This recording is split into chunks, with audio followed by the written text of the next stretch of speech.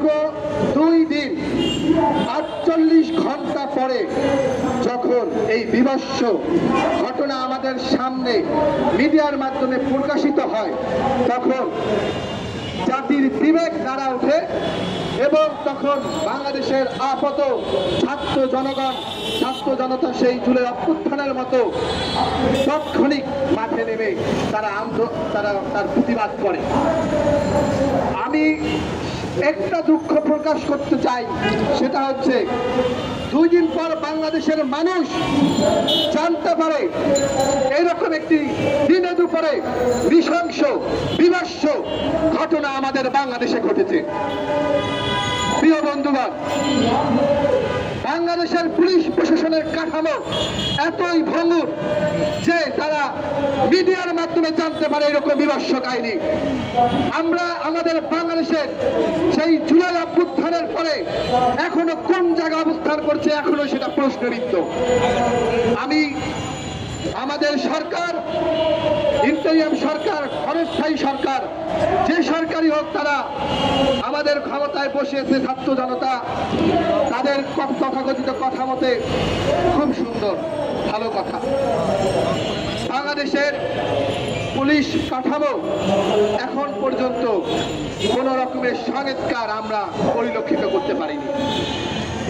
এরকম একটি চাঁদাবাজি, যাই হোক, গতকালকের মিডিয়ায় দেখলাম, প্রথম আলো নিউজ করেছে, ডিএমপির কমিশনারের পক্ষ থেকে বলা হয়েছে যে এটা চাঁদাবাজি না, ব্যবসায়িক দ্বন্দ্বের কারণে হয়েছে।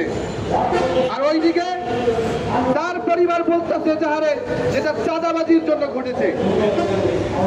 আমি পুলিশ প্রশাসনের কাছে প্রশ্ন রাখতে চাই, 2 দিন পরে তো খবর পেয়েছেন, 2 দিন পরে আপনাদের মাথায় ঢুকেছে যে সেখানে যাওয়া উচিত, তদন্ত করা উচিত এবং এটা মিডিয়ায় দেওয়া উচিত। তার আগে কোথায় ছিলেন? আবার আপনারা প্রেস রিলিজ করতেছেন যে এটা ব্যবসায়িক দ্বন্দ্বে, কিন্তু এই ধারে আসছে যে সেটা চাঁদাবাজির কারণে। কার কথা বিশ্বাস করব, কার কথা বিশ্বাস করব সেটা প্রশ্ন না। প্রশ্ন হচ্ছে এরকম একটি বিভৎস ঘটনা বাংলাদেশের জমিনে ঘটে, সেটা আমরা 2 দিন পরে টের পাই এবং পুলিশ প্রশাসন এটা নিয়ে 2 দিন পর তদারক করে। আমরা শুধু এই ঘটনা নিয়ে কথা বলতে চাই না। বাংলাদেশের 64টি জেলায় যতগুলো উপজেলা আছে, যতগুলো ইউনিয়ন আছে, প্রত্যেকটি জায়গায় চাঁদাবাজি চলছে। আপনি 7 জায়গায় দেখেন, শুধু এই মিটফোনের ঘটনা তো আজকের মিডিয়ায় আসছে, তার জন্য আমরা সবাই আজকে প্রতিবাদ করছি।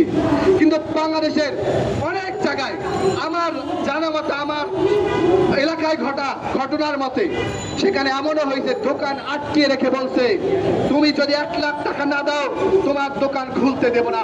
5ই আগস্টের পরের ঘটনা। এই 5ই আগস্টের পরে যদি এই ঘটনা ঘটে থাকে, মিটফোর্ডের ঘটনা তো তারই একটি ধারাবাহিক ঘটনা।